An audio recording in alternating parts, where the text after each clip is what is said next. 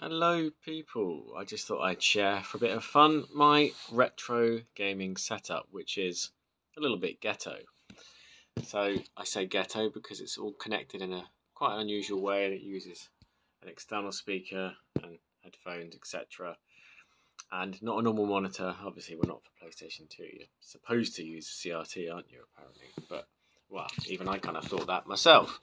So here we are. So since moving, this is literally all the space I have, and my SNES, and so the SNES Classic has all the SNES games I own on it, and connected to the main TV with the PS4, etc.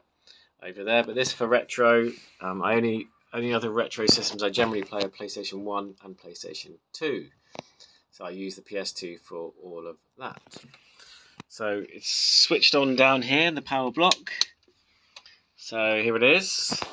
As you can see, it's just popped on there. So the PS2 is connected to the Retrotink. That's done via component cables, which then goes into the monitor. The monitor is a nice 144Hz monitor, 1080p, which is, I think, ideal for the Retrotink. It's the 5X. Not the prototype for the new 4K, because I'm not important enough to get that. But it's perfect for this setup. It's about 24 inches as well, decent enough size. Does have speakers and a headphone socket, but the speakers are rubbish, so I'm using this Bose portable speaker, which has a decent range, good bass, and it's ideal for when I just want a bit of a blast without worrying too much. Full immersion, I suppose you could say. So yeah, it's just connected to headphones on there, and I can turn it on and off just on the button at the top. Yep, so the PlayStation 2 here. I'm thinking of getting the 8-bit Do wireless receiver for the PS4 pad, and maybe one of those memory cards that was shared on Twitter recently. But I haven't looked into that fully yet. So I'm using a PS1 game on here now, so I just need to change the setting to, I've got PS1 on PS2.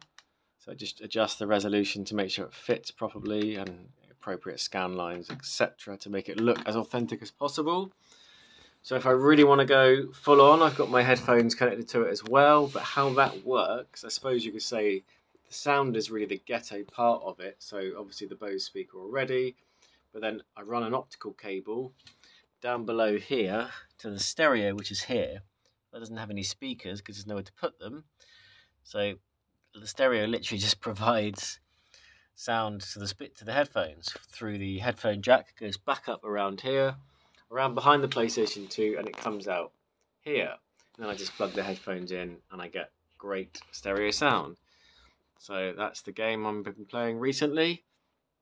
And to be honest, it's a really good setup. It's comfortable. Everything's at the touch of a button. I've got the remote control for the stereo there and the Retrotink there.